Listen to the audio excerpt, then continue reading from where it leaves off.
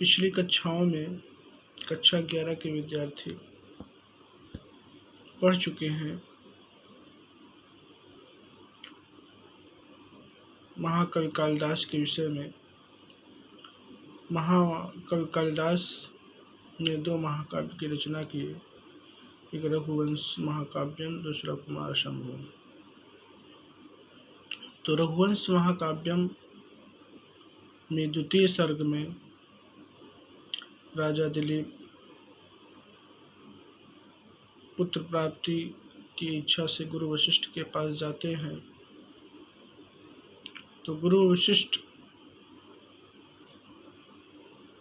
नंदिनी गाय की सेवा से प्रसन्न होने पर यदि उसका आशीर्वाद राजा दिलीप और रानी सुदक्षिणा को प्राप्त हो जाए तो उन्हें पुत्र रत्न की प्राप्ति हो सकती है। ऐसा सोचकर राजा दिलीप को सुदक्षिणा सहित नंदिनी गाय की सेवा में प्रवृत्त होने के लिए आदेश दिया। तब राजा नंदिनी गाय की सेवा में प्रवृत्त हो जाते हैं। श्लोक है ये।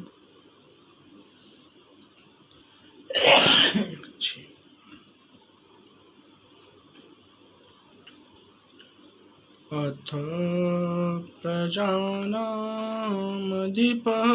प्रभाते जाया प्रतिग्राहहितगन्धमाल्याम्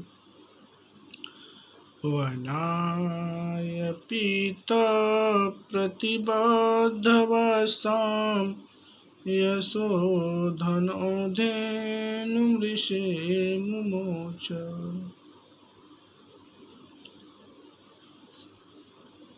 संदर्भ प्रस्तुत संस्कृत श्लोक संस्कृत भाषा के सर्वश्रेष्ठ कवि महाकवि कालिदास द्वारा रचित रघुवंश महाकाव्य के द्वितीय सर्ग से अवतरित है। प्रसंग प्रस्तुत श्लोक में गुरु वशिष्ठ की आज्ञा से राजा दिलीप नंदिनी गाय की सेवा में प्रवृत्त हो जाते हैं। हिंदी व्याख्या। बच्चों, व्याख्या पढ़ते समय आप इस श्लोक को ही ध्यान से देखें। यदि न आए तब आप हिंदी व्याख्या एवं संस्कृत व्याख्या तथा अन्वय के लिए आप नीचे देखें।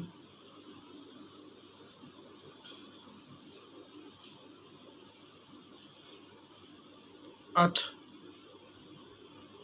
प्रभाते यशोधनः प्रजानामधिपः जाया प्रतिग्राहित गंधमाल्यां पीत प्रतिबद्धवसां ऋषेः धेनुं वनाय मुमोच। अथ माने इसके पश्चात, प्रभाते माने सवेरा होने पर, यशोधनः माने यश रूपी धन वाले, प्रजानामधिपः प्रजाओं के स्वामी, जाया प्रतिग्राहित गंधमाल्या पत्नी के द्वारा फूल इत्यादि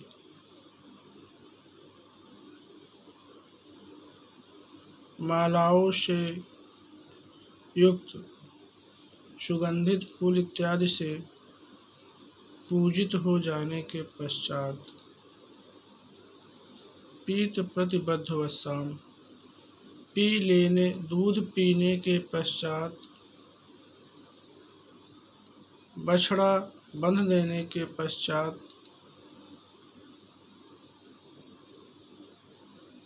गुरु वशिष्ठ की गाय नंदिनी को राजा दिलीप ने वन में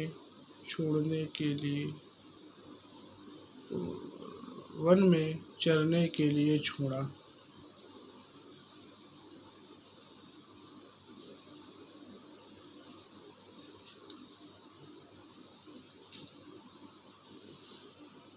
संस्कृत व्याख्या अथवा ने अनंतरम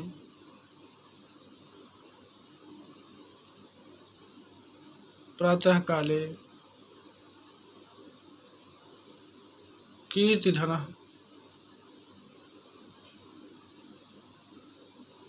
लोकानां स्वामी जायया सुदक्षिणा प्रतिग्राहिते स्वीकारिते गंधमाल्ये चंदनमाले या सातां पीतः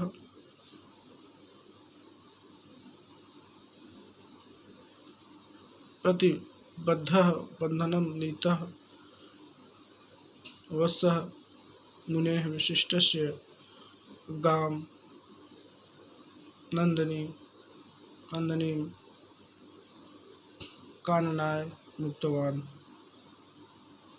ये संस्कृत व्याख्या होगी।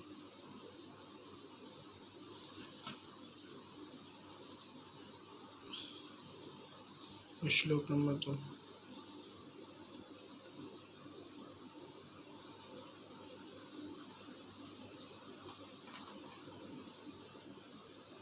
श्लोक नंबर 2 पढ़ने से पहले श्लोक नंबर 1 का संस्कृत में संदर्भ देख लीजिए। प्रस्तुत संस्कृत श्लोक है महाकवि कालिदासेन विरचितः रघुवंश महाकाव्यस्य द्वितीय सर्गात् उद्धृतः अस्ति। अस्मिन् श्लोके गुरुवसिष्ठस्य आज्ञा प्राप्य राजा दिलीपः नंदिन्याः सेवां प्रवृत्तः।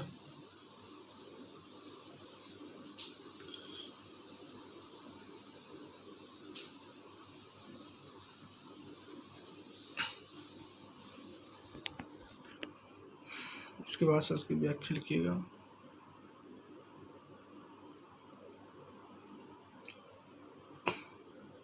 श्लोक नंबर 2 संदर्भ वही रहेगा, प्रसंग बदल जाएगा। नंदिनी के मार्ग का अनुसरण करते ही सुदक्षिणा का वर्णन है।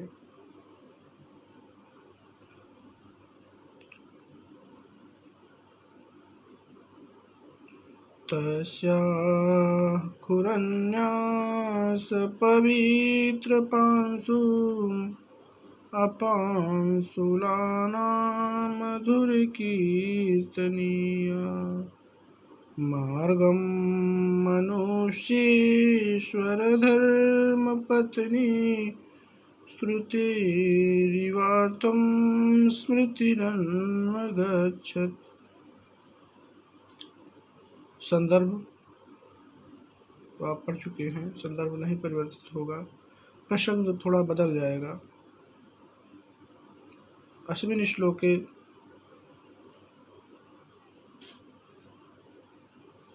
नंदिन्याः मार्गम्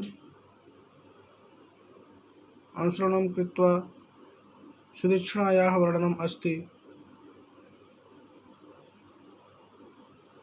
नंदिनी के मार्ग का अनुसरण करती हुई सुदक्षिणा का वर्णन है।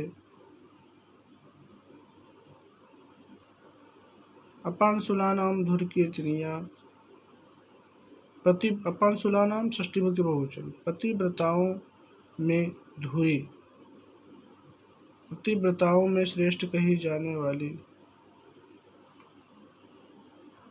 कीर्तनीय यशस्वी कीर्ति वाले, मनुष्येश्वर धर्मपत्नी, मनुष्येश्वर राजा दिलीप की धर्मपत्नी, खुर न्यास पवित्र पांसुम खुर रखने से नंदनी गाय के खुर रखने से पवित्र पांसुम धूल वाले, खुर रखने से पवित्र धूल वाले उस नंदनी गाय के मार्ग का उसी प्रकार से अनुसरण किया जिस प्रकार से वेद के अर्थ का अनुसरण स्मृतियाँ करती हैं।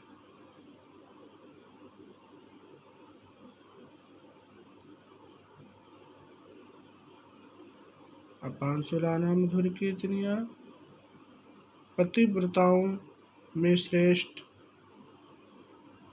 यशस्वी राजा दिलीप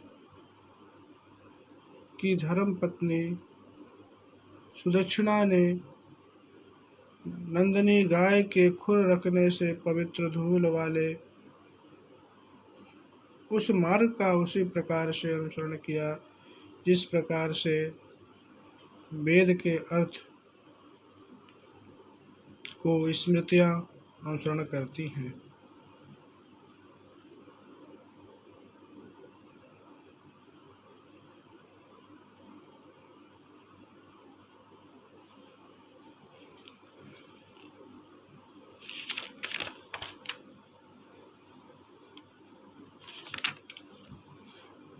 संस्कृत व्याख्या।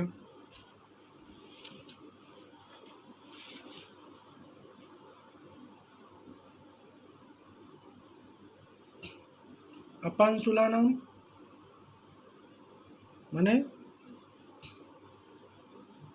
पतिव्रता नाम, धुरी माने अग्रे, पतिव्रता नाम अग्रे यशस्वी नाम राजा महिषी सुदक्षिणा पादनिक्षेपैः पवित्राः पूताः रजांस पंथानम्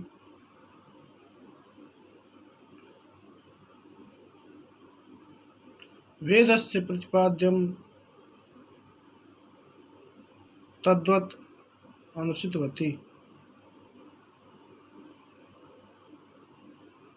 संस्कृत व्याख्या हो गई।